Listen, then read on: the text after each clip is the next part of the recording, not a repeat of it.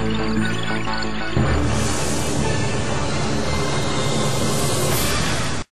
CNBC Edge now with Wendell Perkins, Chief Investment Officer of Optique Capital Management, and Drew Kanaly, Chairman of Kanaly Trust down in Houston. Drew? Drew? Yep. You down in Houston? I am, Mark. Okay. Unfortunately, you're not going to be home of a Super Bowl winner, but anyway, let's talk. This year. Let's talk about the market. What do you think? Is the worst over, or is this a bear market rally, or what? Bear market rally. We got to wait on the Fed today, and they better go 50 basis points, or it's going to be an extended bear sell-off. Okay. And Wendell, what do you think? Yeah, well, clearly we're stuck in a bear market, and it's a matter of how long does it take to move out of this. We all think the Fed's going to cut 50 bips today. Most likely that's what we're going to see, and and probably will state that we'll continue to ratchet down rates until we start to see signs of an economic stability and recovery. That's a positive for this market out 3 to 6 months.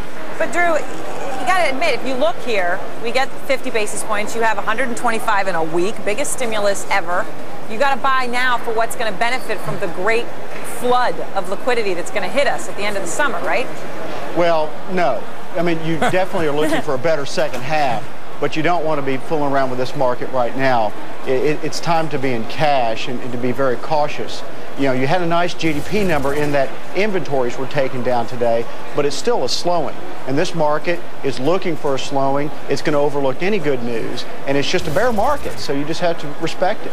But Wendell, it's interesting, when you look historically, it's coming into a slow growth period or a recession that stocks sell off. Absolutely. Once everybody accepts that's where you are, they actually usually go up. That's why I'm not as pessimistic. I do think that we will see this market start to find a bottom over the next couple of months. It's going to be very volatile. It's going to be choppy. The news is going to be good and bad and good and bad.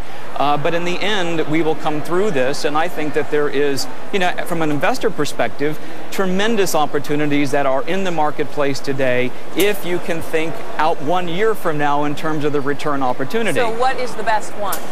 Well, the best one? Yeah, I mean, I think not to lose sight of the fact that when we come out of a recession, the early cycle stocks are the place to go. Consumer discretionary stocks, as we all know, have been absolutely crushed. The financials have been absolutely crushed. These are the names that most likely are going to lead us out of this. And if you've noticed, what's been performing best over the last couple of weeks? Financials, consumer discretionary. It is getting the attention of the fact that the Fed is on top of this, and hopefully we have better times ahead. Drew, I certainly see the logic of the bear argument, and I'll admit it is persuasive, but how do you get past the fact that market valuations are at levels where bear markets usually do not occur? If you really want to look at the levels, you got to go back to 2001. We've had declining PE ratios going back to 2001. So we've been repricing risk for some time. Now we're repricing risk in real estate, and real estate spilled over into the rest of the market. And look, we're probably not going to hit a recession. That's the big difference here. But we are in a bear market, and that's the big difference. We probably aren't going to see a recession at all.